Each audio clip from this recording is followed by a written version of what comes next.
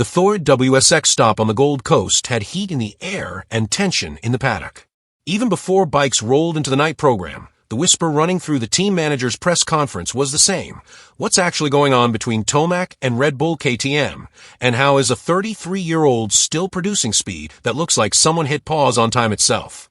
2 weeks earlier in Canada, Ian Harrison's crew looked like they'd scripted the perfect fairy tale. New rider, new platform, immediate results, smiles all round. Australia told more honest story. The bike wasn't 100% where Eli wanted it. The setup window felt narrower. In a few key sections, the response he relies on just wasn't there. Nobody slammed helmets or pointed fingers, but the mood inside the orange awning had undeniably shifted from honeymoon glow to hard hat reality. Kristen Beats paddock side Reed summed it up. No drama, just a different temperature. Body language that said the debriefs were longer. Conversations that cut straight to specifics. The magic of a debut had given way to the grind of making a great rider and a great motorcycle truly speak the same language. Canada was proof of concept. Australia became proof of process. For Tomac, this is familiar territory, and his reaction was classic Eli. No public frustration, no theatrics. Analytical, composed, and relentless about the details. While most riders would take 6 months to recalibrate after switching brands, Tomac's rhythm is different. 3 tests in Arizona or Colorado, fly to the race, evaluate, iterate. It's the quiet, almost stubborn discipline of an endurance athlete, the same DNA that people inside the KTM truck keep mentioning. He digests a weekend like Australia, not as a setback, but as a data packet. This corner needs more hold. That rhythm prefers a different delivery, the clutch feel here, the torque there. It isn't glamorous, but it's the work that wins in March and April. That's also why Harrison's demeanor mattered. In Canada, he looked like the calm center of a winning storm. In Australia, he looked the same, just with a notebook more full. The message from the top down wasn't panic, it was pace. Yes, the base setting that felt alive 2 weeks earlier now needed refinement for a different surface, different traction, different rhythm lines. Yes, the margin for error narrowed under race pressure. But this is how great programs evolve. Through honest laps, unvarnished feedback, and a refusal to hide from what the stopwatch is saying. And the stopwatch is why Tomac remains so dangerous. His ceiling didn't move, the target just got clearer. Even on a night that wasn't perfect, he showed the same core strengths that have defined his career. Economy of motion, mid-moto violence when he finds a line, and the ability to make pace look like patience. The difference now is the translation layer, taking that feel he's honed for a decade on different machinery and mapping it cleanly to the KTM's character. Canada proved the bike can sing.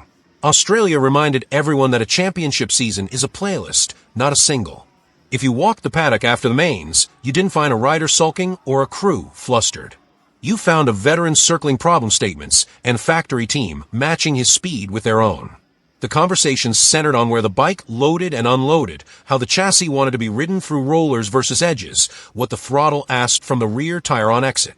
Those are the nuts and bolts that turn good into inevitable. And they're why a not-quite-right weekend can be more valuable than another perfect one.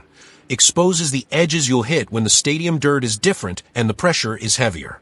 This is also why Tomac's habit of retreating away from the Southern California noise, Arizona, Colorado, quiet tracks, quieter headspace, matters so much now. He extracts clarity from repetition. He gets faster by getting simpler. That approach forces alignment, and it forces pace. One common theme from inside the KTM truck keeps surfacing. Eli makes everyone around him quicker, not by speeches, but by the standard he sets at 8 a.m. and the notes he brings at 8 p.m. Was Australia a step back from the euphoric high of Canada? In terms of narrative, sure. In terms of building a title-ready package, it might be the most useful 24 hours they've had together yet. The effortless look of a great partnership is almost always built on weeks where nothing feels effortless. The initial shine fades, the real conversations begin, the motorcycle gets nudged closer to the rider's instincts one lap at a time. That's the bridge every new pairing has to cross. Tomac and KTM just started walking it. So yes, the honeymoon is over. Good. That's when the honest work begins. It's when a world-class rider stops smiling at what's possible and starts demanding what's required. It's when a factory learns the exact shape of the hands it's building for. Australia didn't show a crack in the relationship. It showed the first real fingerprints. Fast rider. Fast bike. Now comes the alignment. While others his age talk about the end, Tomac is still moving the bar. He's not just extending his own story, he's already leaving fingerprints on KTM's too. If Canada was the party, Australia was the planning meeting. And if there's one thing Eli Tomac has always loved, it's the plan.